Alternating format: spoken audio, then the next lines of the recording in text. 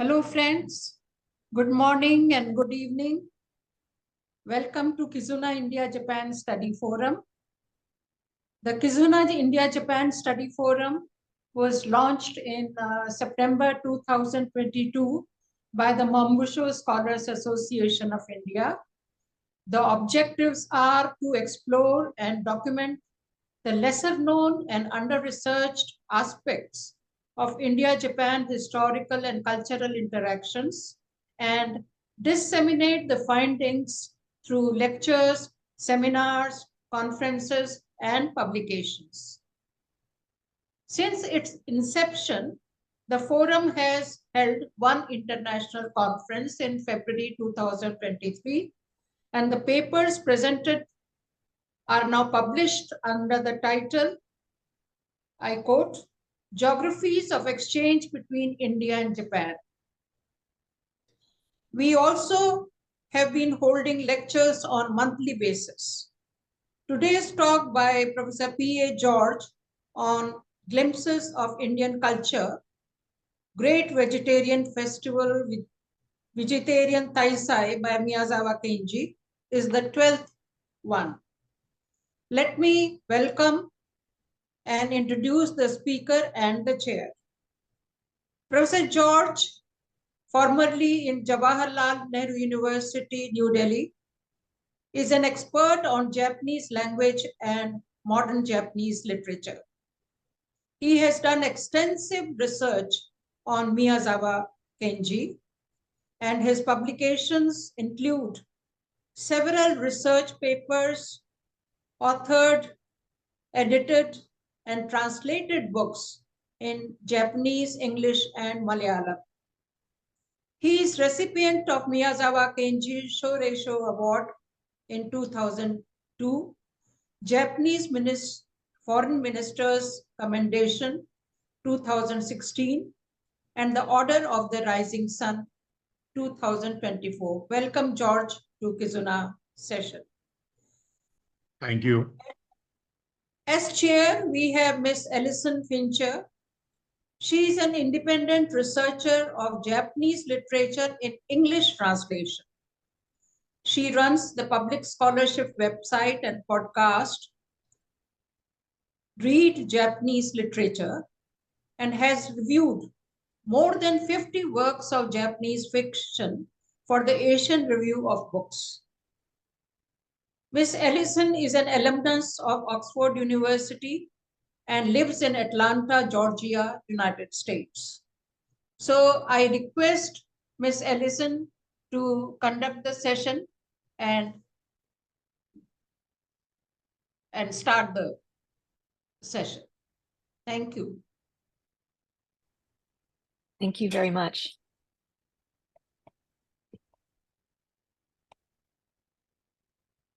Read Japanese Literature published a podcast episode about MIYAZAWA Kenji in January of this year.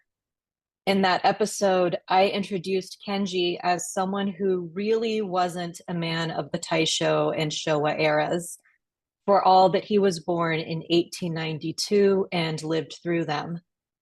He wrote not the novels that were popular during his lifetime, but children's stories. He wrote not for the bundan, the literary elite, but for farmers and their families. And he wrote not about secularization and individuality, the way many of his contemporaries did, but about faith and community. Kenji was always an outsider. As you may already know, he was born in Iwate Prefecture, which is far from the centers of Japanese political and cultural powers based in Tokyo. He left his parents' True Land Buddhist practice for the Nichiren Buddhist sect, a much less common Buddhist practice in Japan. When he couldn't get work with the Nichiren sect leadership as an evangelist, he took to the streets shouting Namu Myoho Renge Kyo, or Hail the Lotus Sutra of the Wonderful Law. At night, he wrote more than 3,000 pages of children's stories a month. He eventually sold one of these stories for 5 yen, and that was the only money he received during his lifetime for his writing. Later, while he was teaching at the agricultural school in Hanamaki, he published the poetry collection Spring and Asura and the collection of fairy tales, The Restaurant of Many Orders. Both were self-published, and both were almost completely ignored by readers and the literary elite.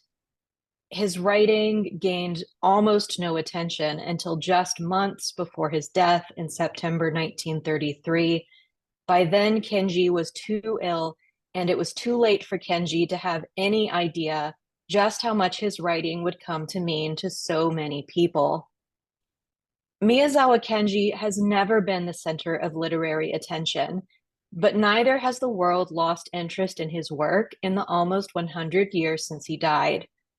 The first international translation of his work appeared just 2 years after his death, a French translation of one of his short stories published in 1935.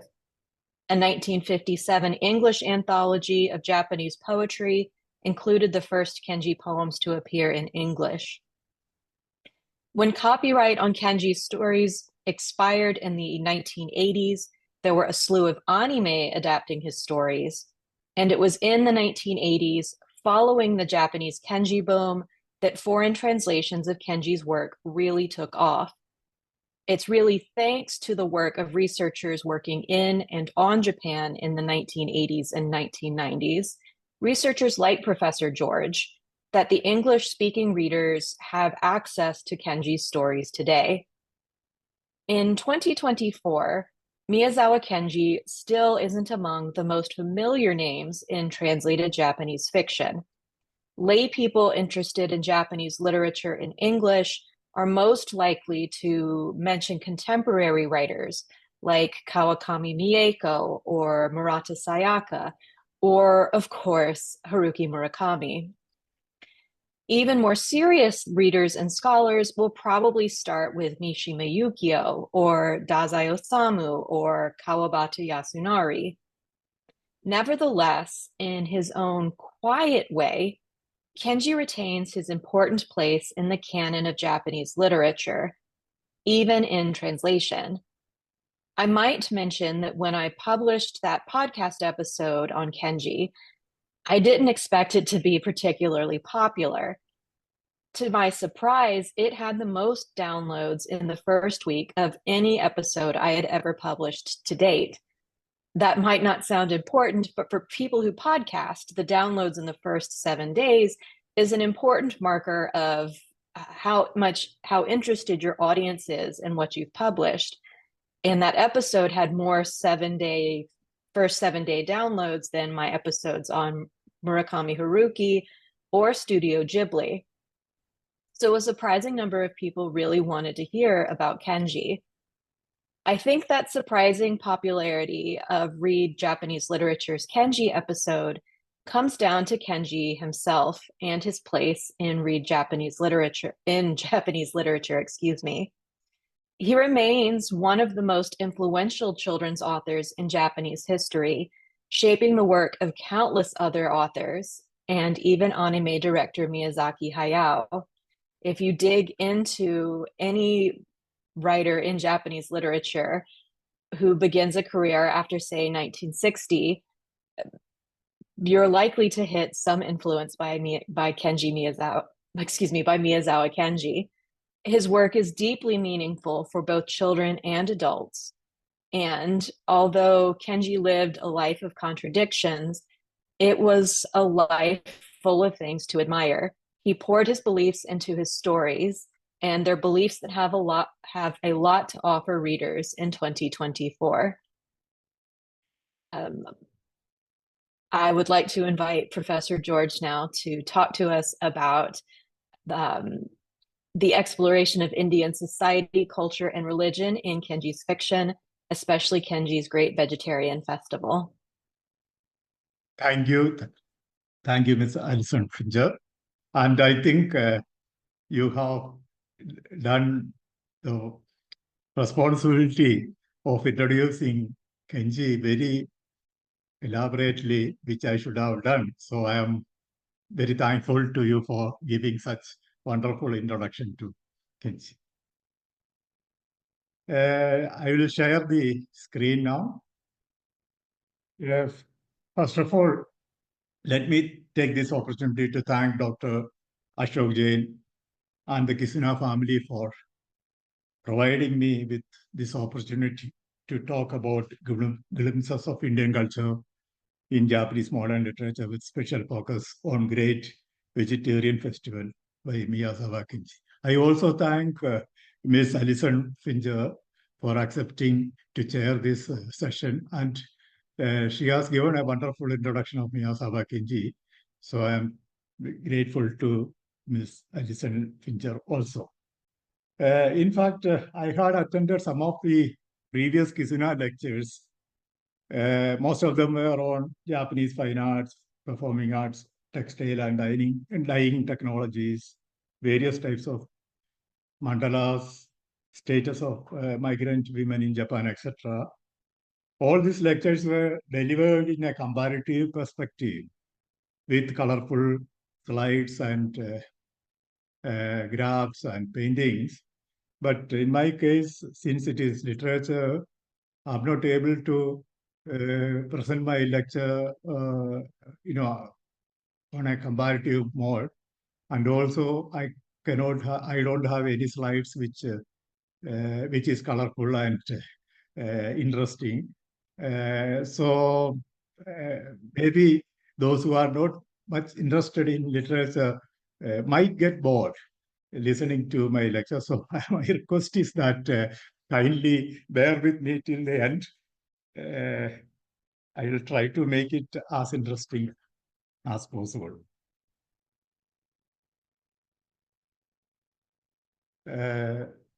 Regarding Indian influence on Japanese literature or Indian themes on Japanese literature, there are many works, I am sure, but I have come across mainly 3-4 writers like Akutagawa Ryunosuke, whose Majutsu, sorcery, Agni no Kami, the god of fire, and the Temple of Dawn, Akatsuki no Terra, the 3rd volume of Mishima Yukio's tetralogy, Sea of Fertility, or Hojo no Umi. Then Deep River, Birth of Kaikawa by Endo Shusaku, and various works of Miyazawa Kenji, especially the Great Vegetarian Festival. I'm sure most of the participants in today's program who are specializing on Japanese literature are aware of these works. Of course, there are many other Japanese literary works where India is dealt as theme for their writing, but my knowledge perhaps very little on such work, so I won't be able to introduce them here.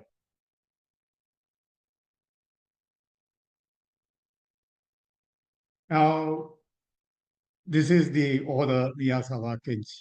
And Ms. Alison has already introduced Kenji, saying that he was a children's story writer. Of course, children's stories as well as short stories. Some of us do not like to call his works children's stories. They are short stories which can be enjoyed by adults also. And then for researchers, his works cannot be treated as mere children's stories. So most of the researchers in Japan and abroad, they consider the children's stories of Miyazawa Kenji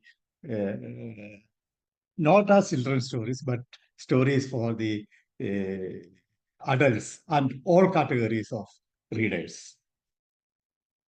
Now, these are the two famous photographs of Miyazawa Kenji, which is used often by all, whenever there is some presentation or seminar, normally, or some books published, normally these photographs are used. And as Ms. Alison pointed out, he is one of the most researched author now. Although when he was alive, his works were ignored, was not given much importance. But now I think on average 2 volumes of research publications every month take place in Japan on Miyazawa Kenji. So once upon a time, Natsume Soseki was very popular for the researchers, among the researchers. But now you can say that it is Miyazawa Kenji who is most popular among researchers, both Japanese as well as foreign scholars.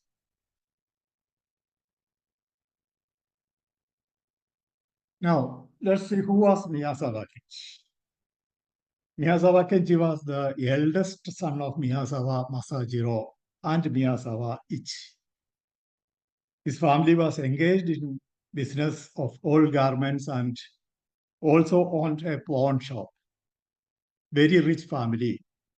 That time also, when he was alive also, it was in Hanamaki actually, Miyazawas were the richest family, and even today, Miyazawas are the richest family there. Incidentally, his mother's family name as well as his father's family name, both are Miyazawas, but not related. And both the families are rich even now. Traditionally, his forefathers and his parents were followers of Jodo Shinshu, the sect of Mahayana Buddhism, Pure Land sect of Mahayana Buddhism. His father, Masajiro, used to conduct various religious activities at home, inviting famous scholars and monks. Scholars means Buddhist scholars and monks to his house.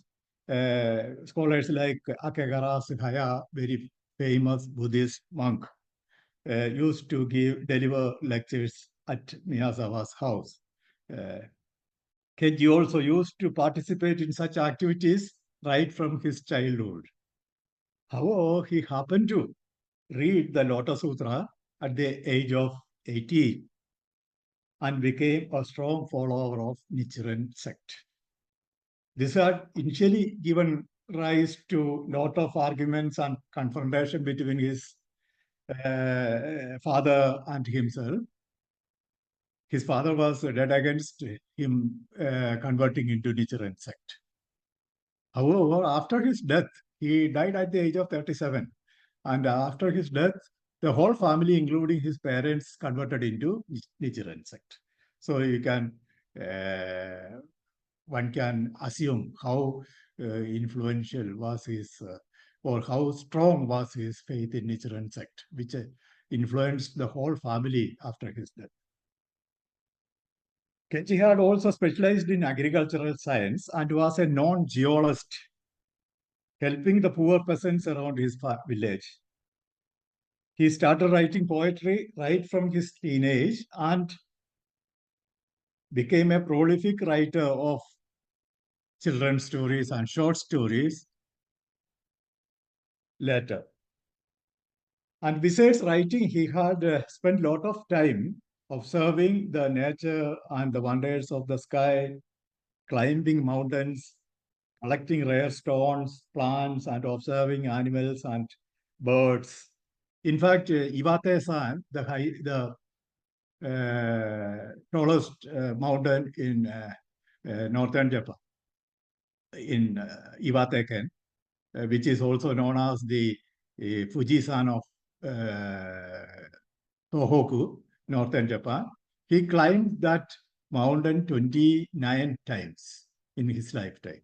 So one can imagine how interested he was or how attracted he was in the wonders of towards the wonders of nature and the sky.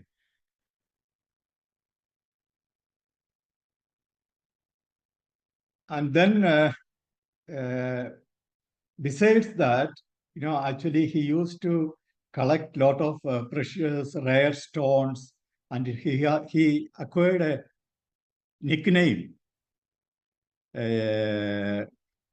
which were in Japanese they used to call him Ishiko Kenji, the stone child, Kenji, the stone child.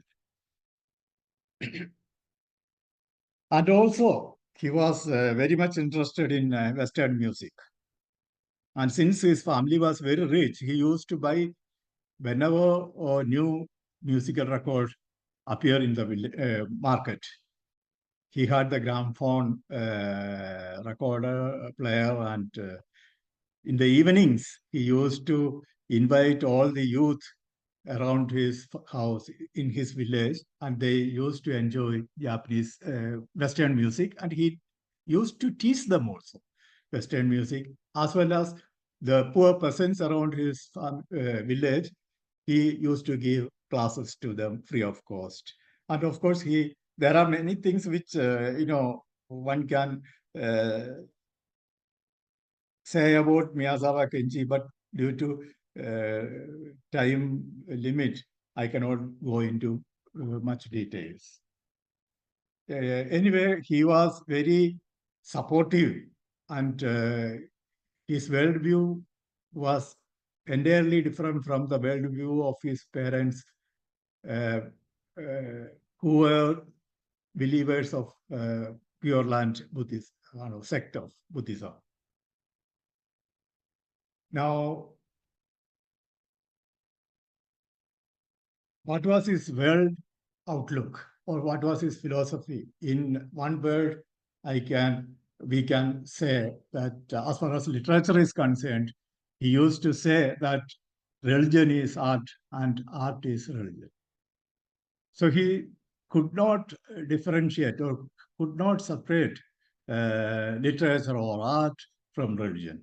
That is one thing. Second, as a poet, he wrote a letter to his close friend Osaka Kanai.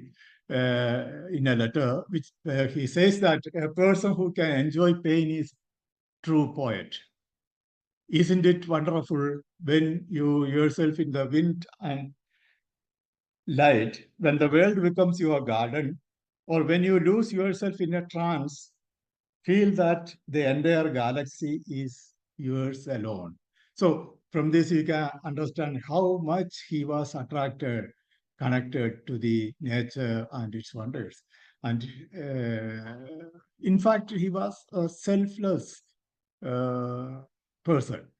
And his basic concept or outlook of the society and world was that an individual cannot become happy unless the whole world become happy.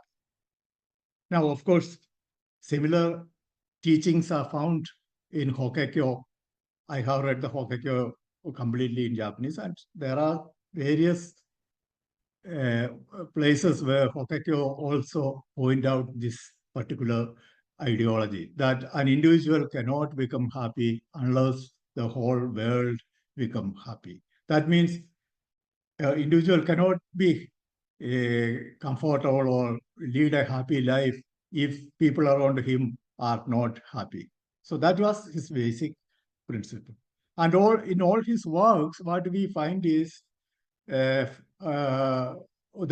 spirit of self-sacrifice, then compassion or compassion to living beings, not only human beings, but also animals and birds. Then the concept of non-violence. I have dealt with all these ideas and points, concepts in various papers in Japanese and published in Japan. Professor Mochizuki Yoshisugu is also attending this lecture. He knows all these things. These papers, from the Indian perspective, point of view, I have analyzed all his works, and at least 6 or 7 papers on these points were published in Japan. So self-sacrifice, compassion, non-violence, vegetarianism, etc. are often found in his work, any of his work. So there, what we find, of course, the influence of Buddhism we cannot deny, but Buddhism means it has gone from India. So Indian concepts are there in his works, in all his works. So that's what I wanted to convey through my research findings to all those who are interested in his work. And then finally, in fact, people call him as a utopian thinker because he always wanted a peaceful world where all living things can coexist and co-prosper. Here, living beings means not human beings only. All the animals, birds, and all those things, all beings which are which have life, So that way, he was very particular. And people, some of the scholars, brand him as utopian. They say that his ideology cannot be practical. Maybe true to a certain extent, but he tried to make that ideology practical during his lifetime. That can be said without any doubt. Now, this ideology, his outlook, his philosophy can be clearly understood from a piece of poetry he left behind. Actually, it was not published or it was not revealed to anybody before his death. This poem was kept in the inner pocket of his trunk, a trunk which he used, suitcase, trunk, metallic one. He used to carry whenever he traveled. So this poem was in the inner pocket of the trunk. And after his death, his younger brother discovered this poem. And now all the Kenji scholars in Japan and outside, they unanimously agree that this, whatever there in this poem, was the ideology, the basic outlook of Miyazawa Kenji. And this poem, I think, can I read it out? Time-wise, is it okay? Professor Sushila Narsimhan? You have about another 15 minutes before questions. How many minutes? 30 minutes? 15 No, I think before questions. George, another 5 minutes you should wind up. I see, 5 minutes. Okay, then I will not read it out. I'll go to the next. Now coming to Kenji's vegetarianism. Kenji was not a born vegetarian. He was actually a mixed eater till the age of 18. And after converting into Lotus Sutra, Hokkekyo, he became completely vegetarian. And the concept of vegetarians that permeates Miyazawa Kenji's works may have been influenced by the ideas such as non-violence, karma and reincarnation, sympathy and compassion for the poor, as already mentioned. And one of the leading Kenji researcher, Tsuruta Shizuka, commented that Kenji became a vegetarian to respect the lives of other species, for the happiness of other people, and for his own sake to attain enlightenment. A moment, sorry.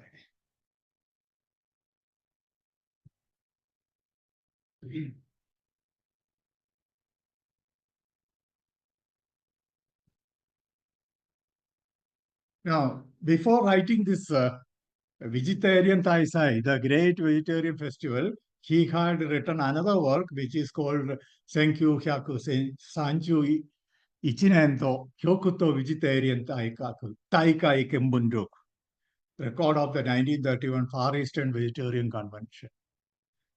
And this work, along with the Vegetarian Festival, the Great Vegetarian Festival, he tried to put forward his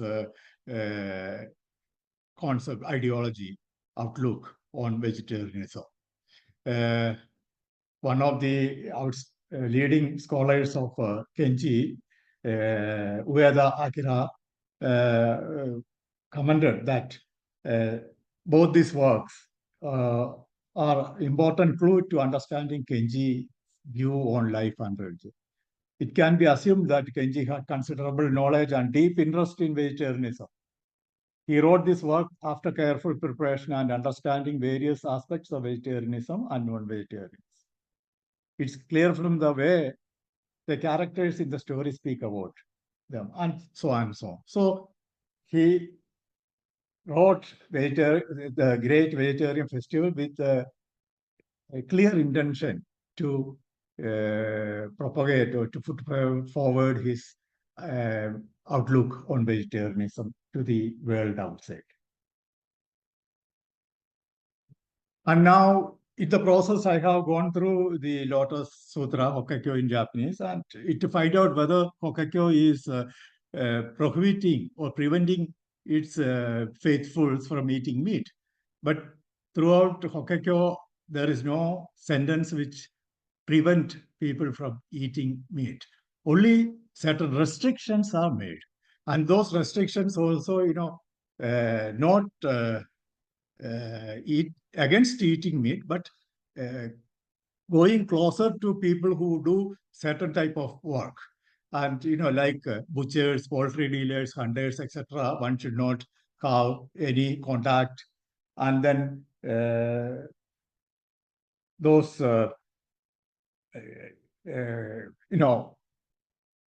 what is it? The business or the work which are not considered to be clean by the society, one should not have any association with such people. Otherwise, Hokkekyo does not prohibit eating meat. Then, of course, Manusmriti also, I read, Manusmriti also does not stop anybody from eating meat, but Manusmriti gives restrictions on certain flesh of certain types of animals and birds you cannot eat. Otherwise, it doesn't prohibit eating meat. Then Tirukural, which is also 2000 years old, I had gone through that text also, and where I found 3 verses from Tirukural, which, actually strongly,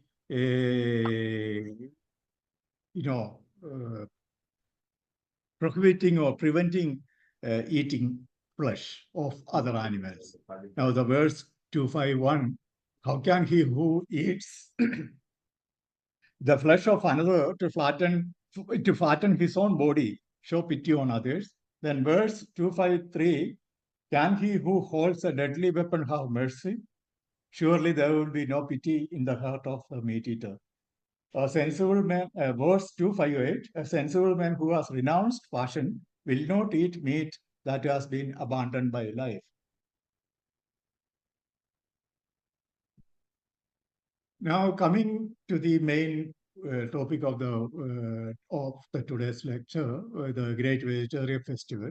The story of Great Vegetarian Festival unfolds in the form of debate held in the village of Kilty in Newfoundland, Canada, between vegetarians and non-vegetarians from all over the world. The participants include the narrator, who represent Buddhists from Japan, Mr. Chen, who represent China, a Turkish representative, and representatives from Western countries such as United States and Canada. Interestingly, there is no representative from India.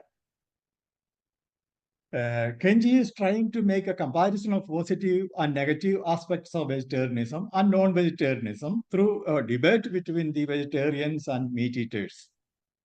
As already mentioned, KENJI was a devout Buddhist and genuine scientist. So he wanted to actually see vegetarianism as a devout Buddhist as well as a scientist. The Buddhist KENJI's ideas on food are based on the concept of reincarnation and karma, which can be said very clear. And whereas scientist KENJI is trying to evaluate food from a scientific point of view, which also includes the idea that meat eating is more expensive than vegetarianism. So he said that poor people cannot afford non-vegetarian dishes. In the work, actually, its translation is not there in English. So in the work, those who oppose vegetarianism, that is the mixed eaters, first tried to defend meat eaters by bringing up the population theory of British economist Robert Malthus and convince people of how important meat eating is to humanity. Now, what economist Robert Malthus says that day by day the population is increasing, but the land mass for cultivation does not increase proportionally. So if you depend only on agriculture, it is not possible to feed the increasing number of population in the world. So one has to how to eat meat also, or non-vegetarian food also. So as a scientist, KG is taking out this Robert Malthus principle and try to convince the vegetarians in the conference. The debaters who defend meat eating try to destroy the beliefs of vegetarians by bringing up scientifically based arguments on one after another. Behind this, we can clearly see the image of KENJI, the scientist. However, KENJI, who was also a staunch believer, argued that humans as part of nature have a duty to become one with nature, and that a vegetarian diet brings peace to everyone's hearts and allow people to love each other properly. Properly in the sense that affectionately. Now, earlier I said that no Indian participants participated in the conference, but in the story, there are 3 places where India is referred. And the one is, that Indian sages have actually forbidden cutting grass and trampling flowers without reason. Second, Indian sages do not drink unfiltered water. Third, vegetarians of today are in fact stricter about certain aspects of food than the ancient sages of India. So these 3 comments in the work, from this I presume that when he was writing this story, he had the image of India or Indian vegetarianism in his mind. And he wrote this story on the basis of these 3 premises. This is what I presumed, and I always emphasize this point. Now, coming to KENJI's classification of vegetarians, KENJI has classified theoretically the vegetarians in the work. Pardon? Pardon? Can I have 5 more minutes? Is there someone with a microphone unmuted that needs to be muted? 5 minutes more. Is it okay? That should be fine. I'm just wondering if somebody needs to mute their microphone. If you're not speaking, would you please mute your microphone? We're getting background noise.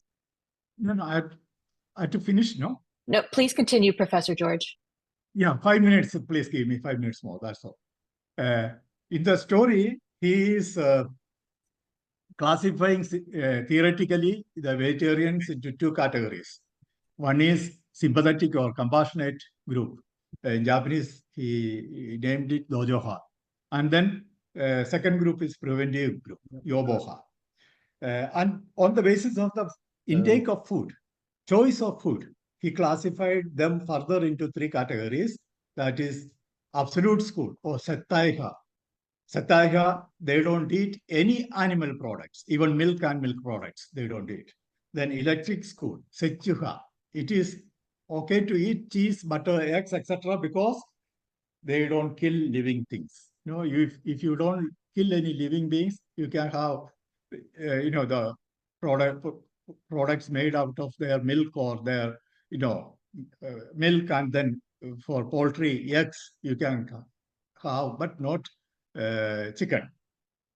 Then the third group is Mahayana school or Daijoha, which says that it is okay to kill animals when we have to sacrifice one life for the good of many. Means when there is a risk of many dying due to starvation, it may be allowed to kill an animal and eat its flesh. So this is the outlook of Mahayana, the Daijoha outlook.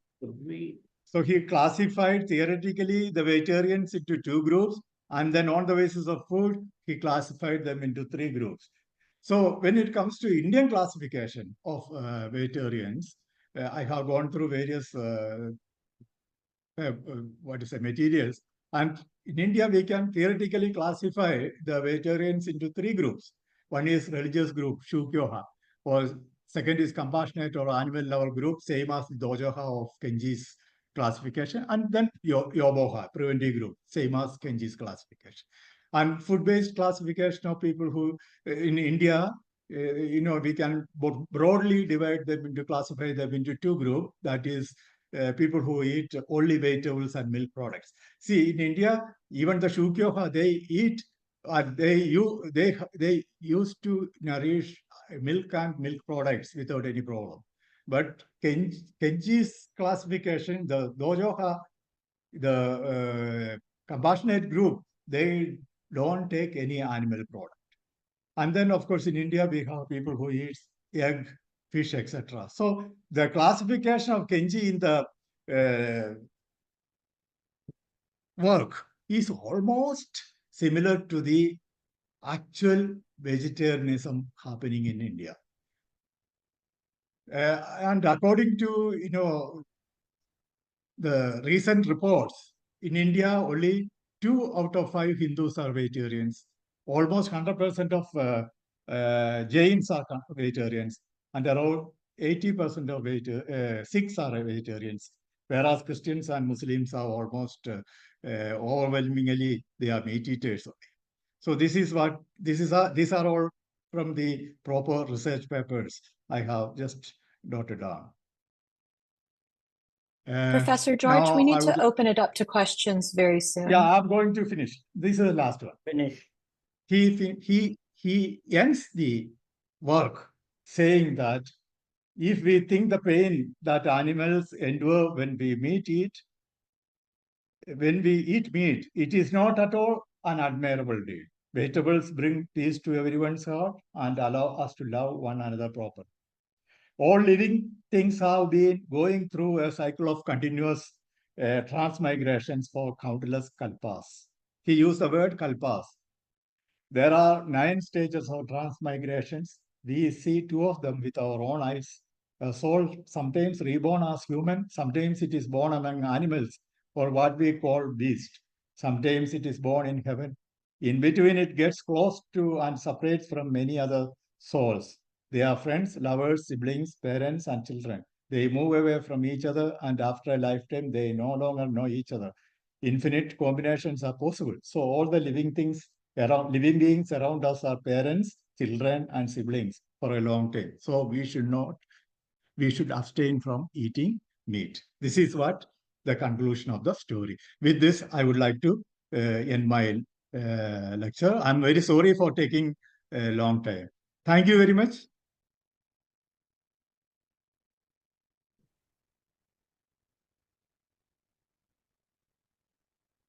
That was wonderful and fascinating, Professor George. Thank you very much. That was a Kenji text I'm not very aware of. Has it been translated into English? The Great Vegetarian? Vegetarian Daisa is not out in English. Okay. Well, thank you very much. Completely. Yeah. Okay. If you would like to ask Professor George a question, you can use the raise your hand button at the bottom of the page, and we will see who has questions. We have time for several.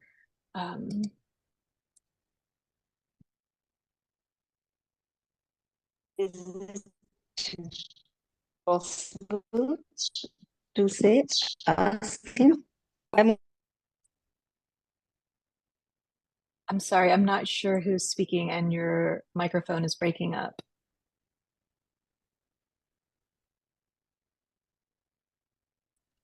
Padmini, you wanted to ask a question? Go ahead. Yeah, I just wanted to ask that, sir, about vegetarian, this thing, in vegetarianism. We have several different types, people having vegetarianism and having certain fasting and things like that also within that. So does Miyazaka Kenji-san refer to this? And this vegetarian festival, can we have kind of a copy or something where we can read it or something? No, actually, the story, he doesn't mention anything about fasting or, such activities we do in India. But he classify the vegetarians. And finally, the story ends also that all the non-vegetarians who were vehemently arguing with the vegetarians, they all finally, agreed to convert into vegetarianism. That means the religious Buddhist Kenji wins over the scientist Kenji. That is there, but there is no mention of fasting or anything. May I? Professor Jane, you have your hand up. Yes. Thanks, Professor George. Very interesting. Would you like to comment on, do you agree that Miyazawa's writings have two major images? One is the nature of Tohoku and where he lived, and the other is the land of Buddha. Now, I think I'm not a scholar, so you tell me. The land of Buddha probably refers to a larger concept, not really the geographical India. So therefore, do you think that he is talking of a larger concept of Buddhism rather than the Indian version of Buddhism? Vegetarianism is kind of most of his writings were meant for the propagation of Nichiren sect, the Hokkaido. All these writings, because he was asked to produce literary works for propagating Nichiren Buddhism in Japan. So that was, as Miss Alison also pointed out, he left his house and went to Tokyo to join that particular group of Buddhist sect without the permission from his parents. And there they did not allow. So what he did is he started propagating Nichiren ideology on the street, like the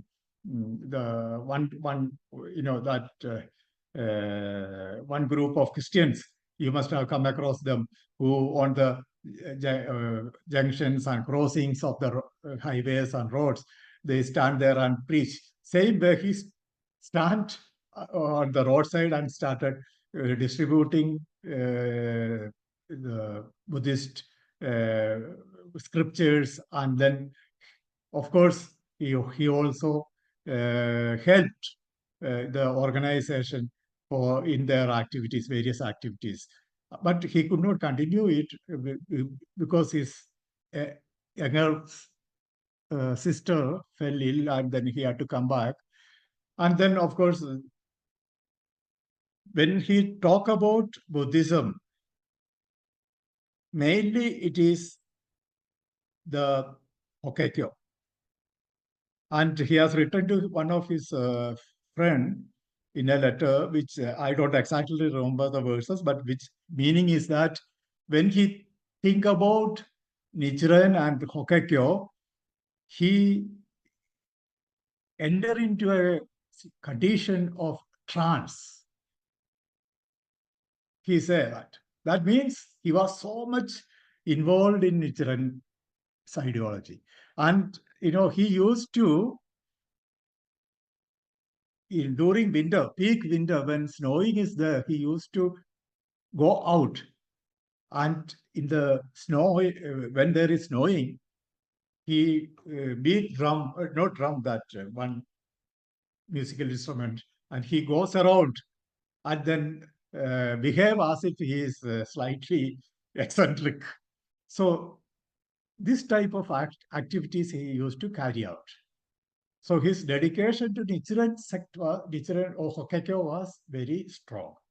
But his works mainly, because he was instructed to produce literary work for the propagation of Nichiren sect. So we can say that Nichiren think sect we- was the focus. Nichiren sect was the focus of his work. I think we have time for one more question, and Professor Narsimhan has a hand up. Yes, George, thank you very much for your interesting presentation. I have a question. Yeah. You said glimpses of Indian culture. So are you trying to connect his conversion to Buddhism and his conversion to vegetarianism to India? Which phase of India was he referring to? Because he belonged to 19th and 20th century. No. What I mean is that in his work, vegetarianism has become one of the major themes. And my interpretation is that when he wrote this work, he had in his mind most probably the image of vegetarianism happening in India. That doesn't mean that he converted into Buddhism because he knew various things about Japan because his younger sister, when she was studying in Tokyo Women's College, Tagore visited that college in 2016. And Tagore gave a lecture there. And his sister Toshi listened that lecture. And when she went back to Hanamaki, her home, she first of all introduced Tagore to Kenji. That is one thing. Second, it seems Kenji had a lot of reading on India, but unfortunately all the books, old books he had in his study was destroyed during natural calamity like that 1922 earthquake, said, and then war, the initial years of Second World War towards the end of 1920s. Not full-fledged war, but there were various earthquake and various calamities in which some of his work in the study got destroyed, and fire also, it seems. So we can't, we don't have any proof to say that he read a lot of things about India and he had a lot of knowledge about India. Only thing is that he knew Tagore, and one of his work supposed to be based on Tagore. A group of scholars say that a work called Gaksha Aram Haradunomita Kimono, the Kimono Aram Haradso. So a group of a section of the Kenji scholars say that this teacher, who is the main character in that story, seems to be Tagore. Anyway, his conversion into Buddhism, his family was already a Buddhist family, So conversion into Hokkaido, I don't think any impact from India. But he's writing this novel or novelette. My assumption is that since India is referred 3 times in the novel, my assumption is that he was well aware of the vegetarianism, I say, existing in India. That's what I want to say. No, and that is why...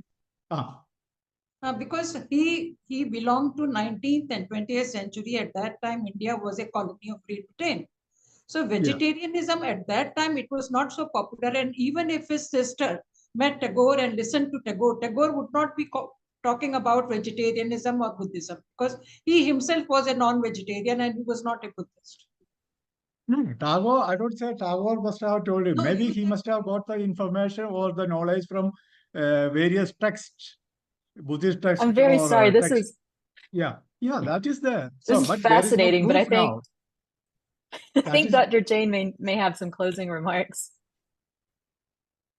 Do we have time for one more intervention? I believe we're supposed to wrap up in 2 or 3 minutes, but that's up to you, I suppose. Professor George, would you like to comment on his style of writing? Because, I mean, it's very rare that he, in his writings, trees speak, animals speak. In his writing, he mixes. I mean, he doesn't treat the conversation as amongst human being only. So that's very interesting. It reminds us of Jatak Katha. Yeah, that most characters in most of his writings, either animals or plants or other even stones, non-living things. Yes. Characters are like that, except few, one or two, or three or four stories where you have human beings, and those stories are actually not short, long novelized type stories like Gigatetsuno Yoru, Gusko Budori, Dengi.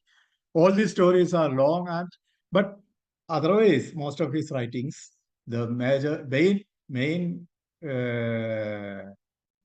characters are animals, plants, electric post, stones. So,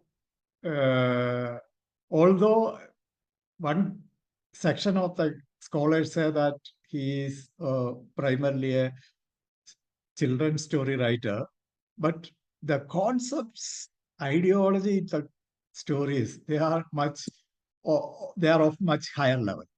So a child may not be able to read and understand what is the actual content of his story. And I think those who have read any of his story, they will feel it that way only. Another thing is, as an Indian, when I read his stories, I always get a special affinity to him because somehow it is our ideology. Somehow, maybe because of the Buddhist influence on him. Maybe that's the thing. So that is there. And the universal, like as I mentioned, non-violence. From there was a hand raised. Mr. Yes. Somebody raise a hand. Aman?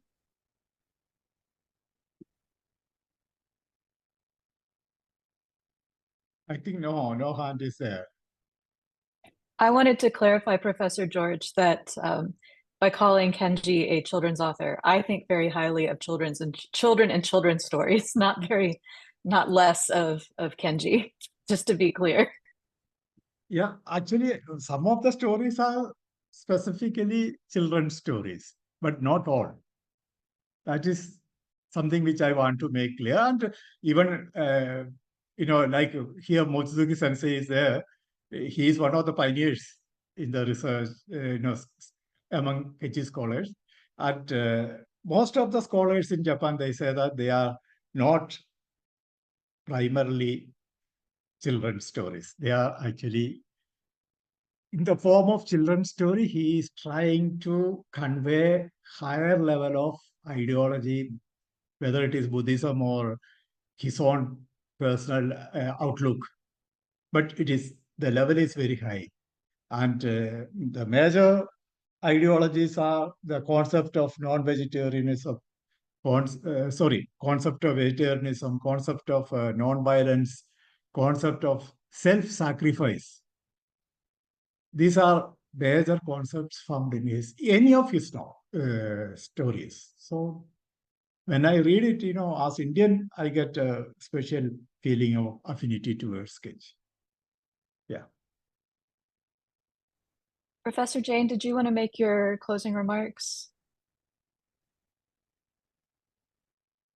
Well, thanks. I also, I think his stories are very powerful. It's a children's story in the sense that even children can relate to it. Of course, the concepts are deeper, but in reading, it's like Jatak Kathas. Those are also deep meaning, but readable by even children. So that's, yes, thank you. There is one more hand, I think, raised.